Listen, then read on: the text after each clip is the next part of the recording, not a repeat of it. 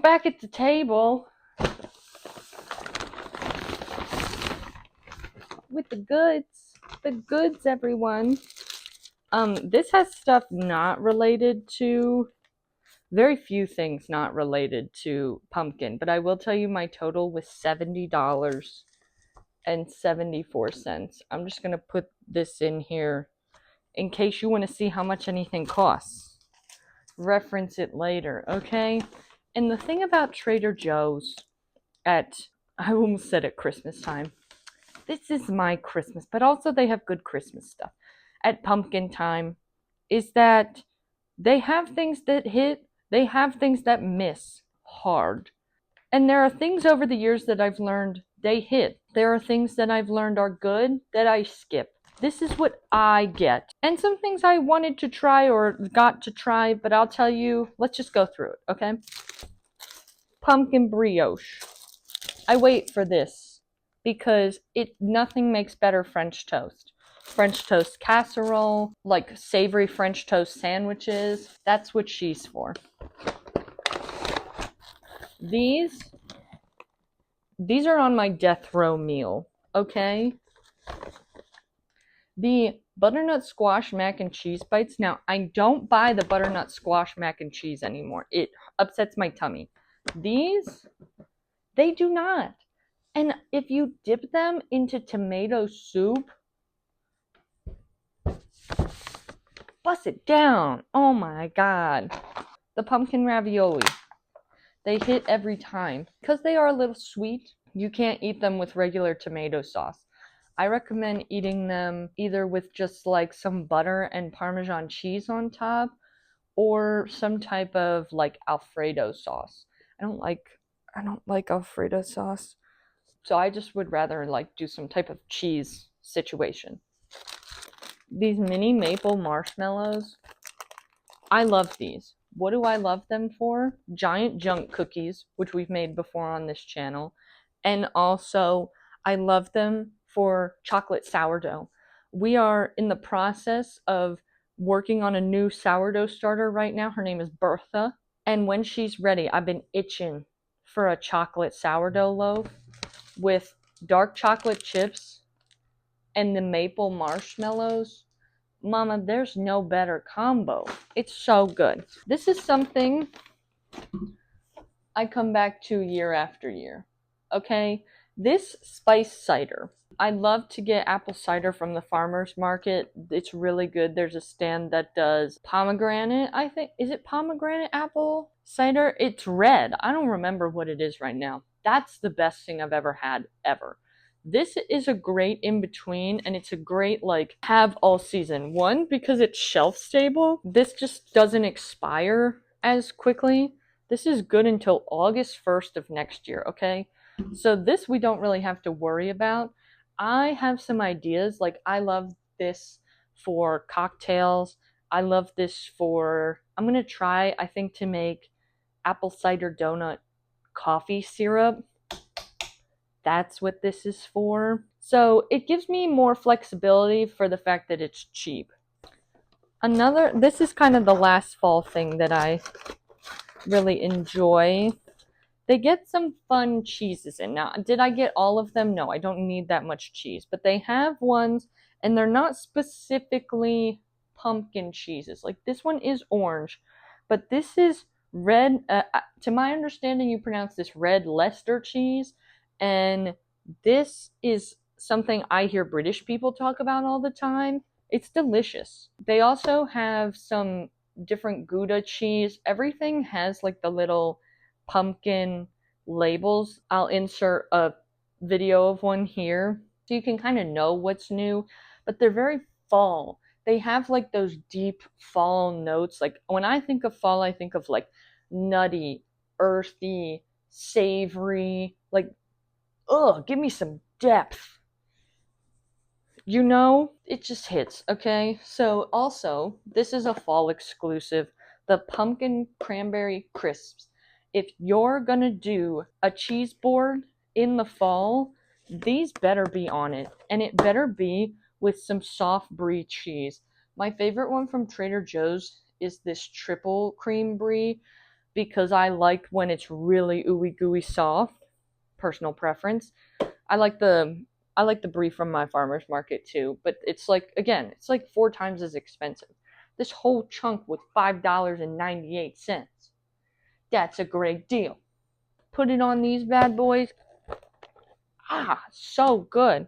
That was probably unsanitary. Don't do that. And then I got some maple butter. This is the only thing out of this whole haul that I've never had before. What I was picturing for this is coffee. I used to get the maple candies. If you've ever been to Vermont, they're really popular there. They're like shaped like maple leaves. I used to put 2 of those in my coffee, in a big coffee. One is good for like a single shot espresso in the morning. That in a coffee, oh, it hits. So I'm gonna see if this will hit too, like that. The only ingredient is organic maple syrup, so I'm thinking it's more like whipped maple. So we'll give that a go too. But that's all the fall stuff I got. Now, some of the other things that they have that I've tried, they have some fun cold brews or iced coffees that I've tried. None of them hit for me. That's a personal preference. I like to make my own. I love a pumpkin spice latte, but I like my pumpkin spice latte syrup. It's the same standard recipe that everyone makes. I'm still going to post it on my Substack just so everyone can have it for the season. But that to me is like the true good pumpkin spice rather than the artificially flavored ones. They have a vanilla cardamom one that's really good too, but I prefer my fresh brewed espresso in the morning. A lot of the frozen things are good. They have, like I said, the butternut squash mac and cheese. They have little tartlets that are like savory. I'm pretty sure they're like sage and butternut squash stuffed.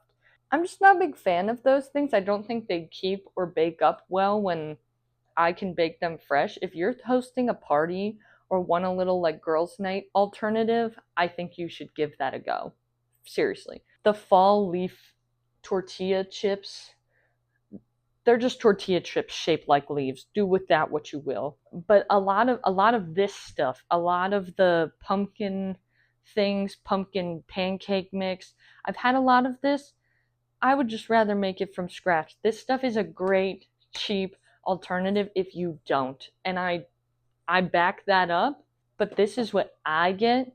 So tomorrow morning, I'm going to show y'all how I would make my pumpkin brioche savory and sweet breakfast sandwich. It's the next day, and you know what that means. Let's get to making something. Now, the key to making this is to get everything done at the same time, because you're going to want to eat this like immediately. This does not keep. And we're making pumpkin brioche French toast breakfast sandwiches. I will find some more eloquent name for this to post the recipe for you. It's almost like a Monte Cristo, but Aaron pointed out to me this morning that they have jam in them too. And it's like specific to ham, I think, and like that's just too different. We're not dealing with that. I just have some of this pork breakfast sausage that's loose. Not loose. This isn't like wandering away. I like to get this breakfast sausage because then you can turn it into whatever shape works for you. I like to make them very flat and very large, whereas if you get the pre-made breakfast sausages, they're kind of small and then you have to reform them anyways. This lets you do whatever you want. But there is other sausage that usually comes out around this time of year that has sage in it. That would be great for this. What I have found is that it's usually like a chicken breakfast sausage, or it's in like the sausage links. I don't eat chicken, so I'm not going to get it, but you should try it if you like that kind of thing. So we're going to kind of do 2 things at once. We're going to form up our breakfast sausage patties, and we're also going to French toastify this. Now, if you've never made French toast before, I kind of feel like everyone has their own way of doing it, maybe. I have only ever made French toast the way my parents made it growing up. I like to get like a shallow, one of those like blates. I have other ones that are called chameleons. It's like anything where it's kind of shallow, but it's a bowl. And we're going to do 1 egg and some milk in here. If you're making a bunch, you're going to need more eggs. We could go off of that as a rule of thumb. For every 2 breakfast sandwiches, add an egg. Then my parents always put vanilla extract in it when I was growing up. I'm going to do vanilla bean paste because I like being able to see the little vanilla beans in there. And this is the bourbon vanilla bean paste from Trader Joe's. Just more depth of flavor. And I'm even going to add the littlest hint of this maple butter. And then we are just going to whisk this together. Okay, I'm going to leave the fork in that because inevitably we always end up needing it. I already heated up the skillet. I'm going to take my rings off for this. We're going to get a little sausage. Form her up. There's going to be shrinkage. I wish so desperately that I had one of those, like, they're like cast iron things where you can press down burgers and they have weight to them. I will get one eventually, but right now we can only work with however I make the thing. So I'm just trying to get it as flat as possible, and I shape it basically the size of the bread, and it's going in the pan.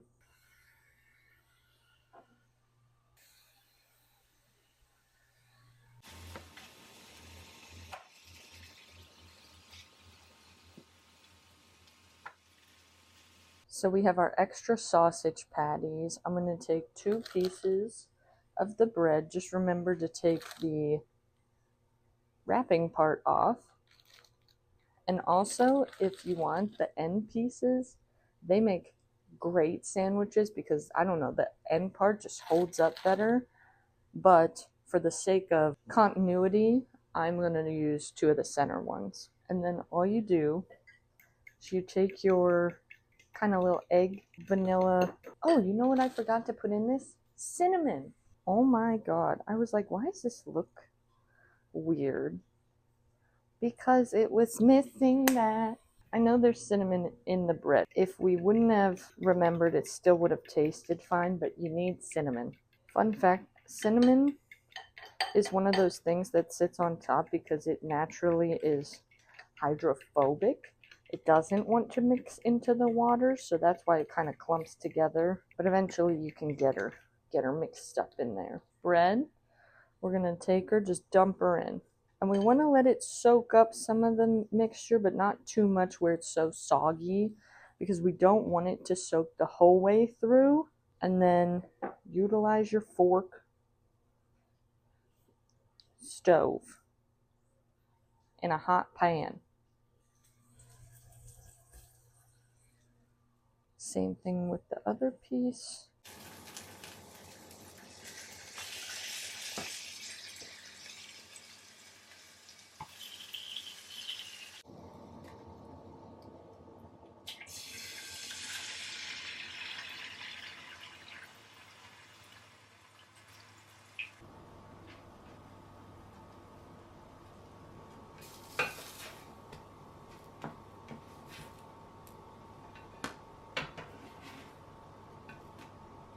This is the best part. Do you see how nice and crispy that is? Not burnt. You did not want to burn it. This is my like perfect little square sausage. Do you see this? I die. That's perfect.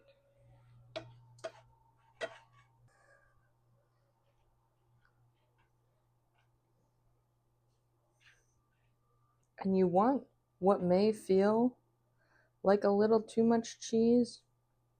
That's what's going to keep this nice and moist.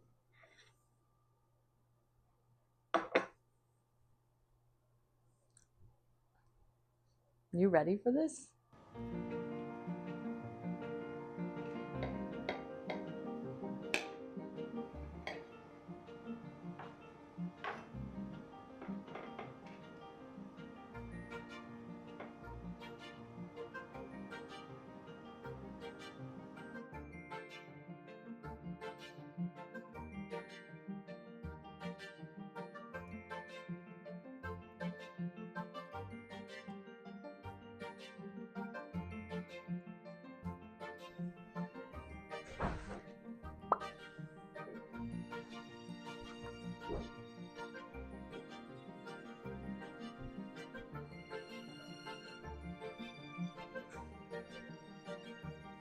Now, can you do this with regular French toast?